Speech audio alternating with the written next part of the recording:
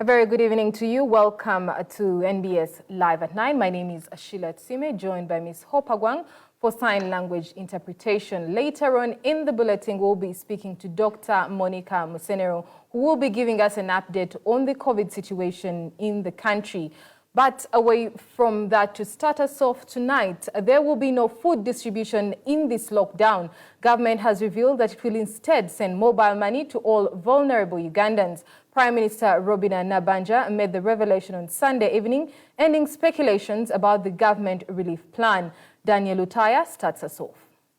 This is Gayaza town in Wakiso district. 2 days ago, this spot where I'm standing used to be a buzzing taxi stage, but not anymore. Most of the businessmen in the town are now idlers, whereas the official government position is that Kampala and Wakiso were fed in the first wave of COVID-19 in Uganda. Most of the respondents that I have spoken to here in Wakiso claim not to have gotten food. Some of the taxi drivers and conductors now pass their time here playing the board game Ludo.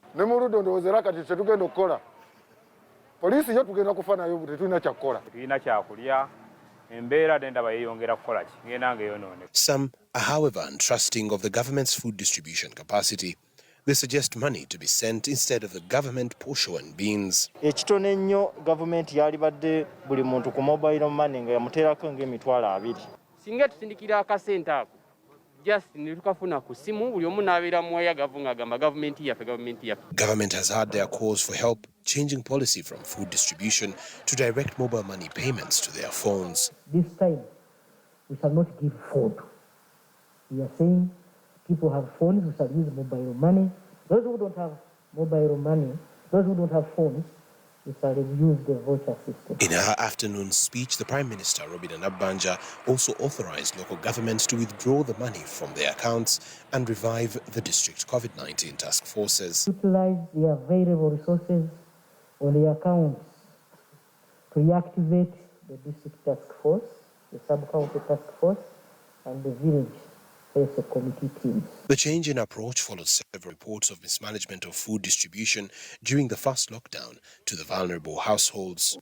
Food rights activist and executive director of the Center for Food and Adequate Living Rights, David Kabanda, had earlier on warned the government against distributing food. Everything that is done in a panic will cause us unintended, consequences.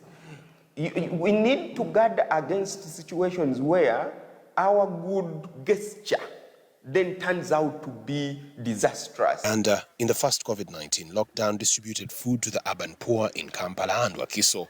The exercise was, however, marred by widespread reports of bad food, poor distribution planning, among others. It is, however, not clear how much money government will send to each household.